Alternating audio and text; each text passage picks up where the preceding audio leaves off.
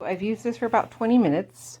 I cut a couple of limbs, and you see, I thought my battery was dead, so I swapped batteries out. This one's completely full, and I did charge both of them fully charged before I used them, just like the instructions said to. So sporadically, when I pull the trigger,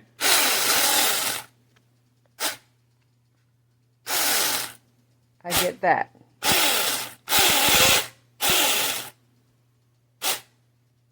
Every once in a while, I'll get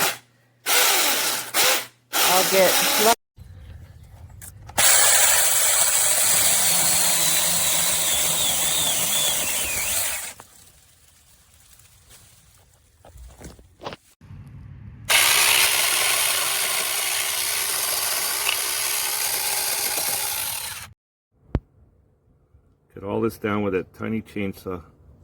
And it's not seized up.